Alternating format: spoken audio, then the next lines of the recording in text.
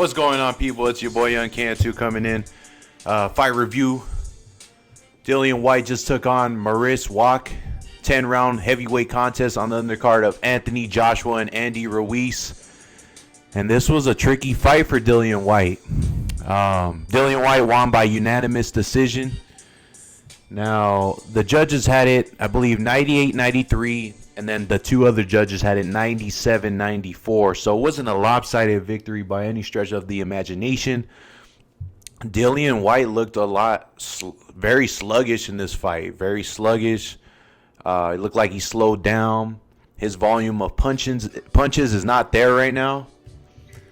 And I think this is an indication that, obviously he got popped.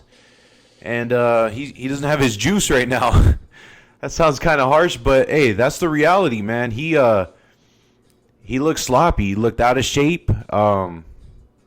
He obviously he's clear to fight. So I mean, this is the same guy that everybody wants to see Deontay Wilder fight.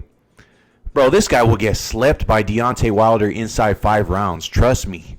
He does not move his head. He's there to be hit. This guy, WACH, big heavyweight, came to fight. Give him some credit. He showed some heart. He didn't come to lay down. But, dude, WACH was tagging him with some right hands. WACH kept tagging him with right hands throughout the fight. If this guy gets hit by one right hand by Deontay Wilder, he's going night-night. So, him being a mandatory, everybody advocating him as a mandatory for Deontay Wilder. Bro, we know how that fight's going to happen. So, y'all are just blowing up smoke for nothing. Like, Dillian Whyte was not impressive today. Okay, he did not outland that many punches over WACH. He looked tired. He looked gassed. He looked sluggish. He did not look good at all. And I feel like he was forced into taking this fight because Eddie Hearn wanted him to get back into the ring so that they could sweep his failed drug test under the rug. They want people to just forget about it. So the story of this whole fight is not even the fight itself. It's the fact that Dillian Whyte got popped for steroids and he looks sluggish because he's not on them anymore. I mean, is that radical of an idea to think, Like, this dude got popped. He didn't get suspended. Then he steps in and fights less than 6 months after he failed a drug test for a performance-enhancing drug. And then he puts on a horrible performance. I mean, the WBC should be looking at this and being like, this dude doesn't deserve a title shot. He's a ped cheat, and he was unimpressive in his last fight. I mean, it's going to happen. They're going to give him a shot. It might not be next year, but it might be the following year. But they're going to give him a shot, man, because nobody in the sport is really holding anybody accountable like I've been saying in all my videos. So he might fight Deontay Wilder just like Wilder fought Ortiz, who was a former ped cheat. So Wilder will fight anybody in the business. And we know how that fight's gonna go. Dillian Whyte had to get this fight off his hands because he was in a lot of controversy over the last few months after a report came out that he tested positive for a banned substance right before his last fight, and he did not notify his opponent prior to the fight. The British Boxing Board of Control and UKAD, the United Kingdom Anti-Doping Agency, had a hearing with him, quote unquote hearing, also known as they met with him and found a way to erase his drug tests.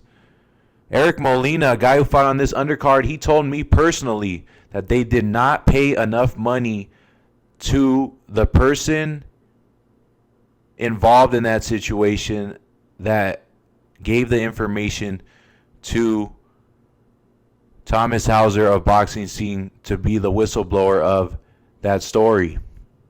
There was somebody who is involved with the British Boxing Board of Control or UKAD, one or the other. There was one individual that, this is what Molina says, Eric Molina, who just fought.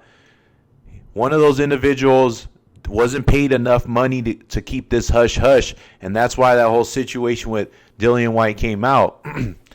It's a mass corruption case. The British Boxing Board of Control and the United Kingdom Anti-Doping Agency have no integrity and dignity toward the cleanness of the sport. They're allowing this guy to test positive, and their explanation for allowing him to fight was that there was small trace amounts, and that equated to it be a substance being in his system due to something contaminated that he ingested, which is a load of crap, and everybody knows it, and everybody should know that it is a load of crap.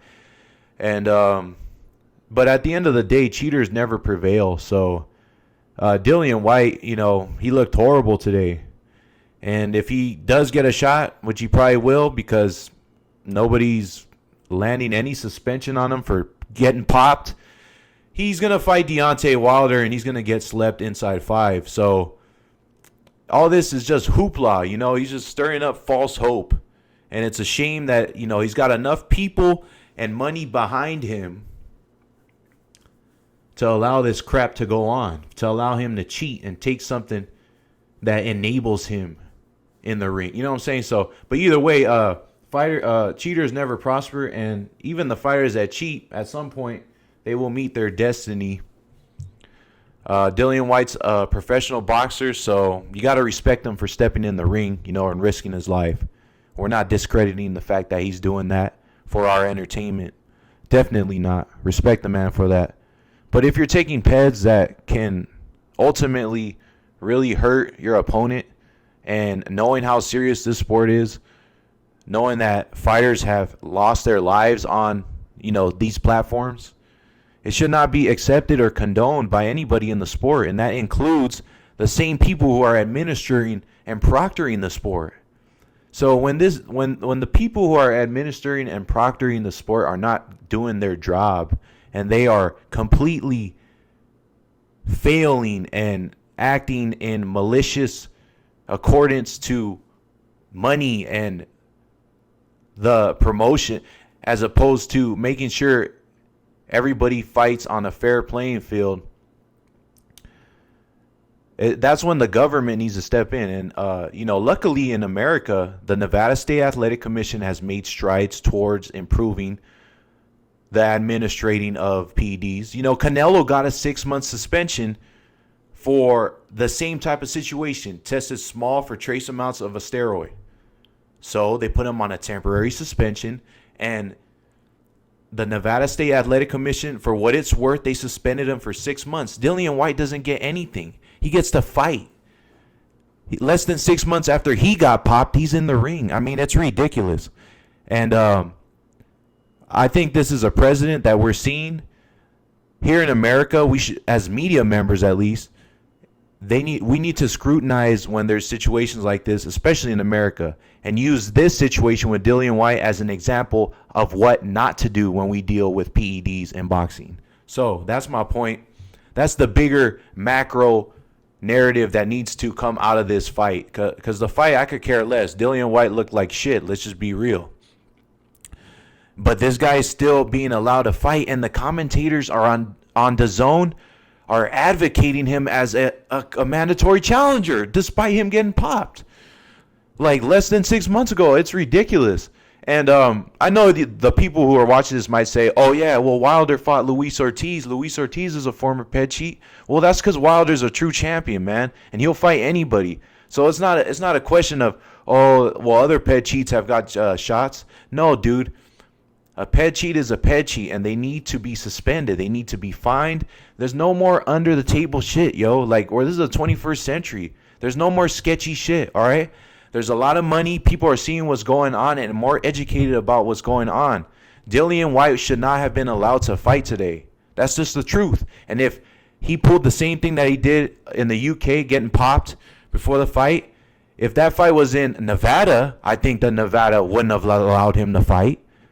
If that fight was in New York, I don't think it would have happened. If it was in Rhode Island, I don't think it would have happened. If it was in California, I hope that it wouldn't have happened, because California needs to crack down on that too. So anyways, Dillian Whyte, he gets the dub. He didn't look impressive at all. And, we move on to the next fight. We got Povetkin against Hunter coming up next. Stay tuned. Hit that like button, people. It's your boy Young Cantu. Subscribe. Let's go, champ.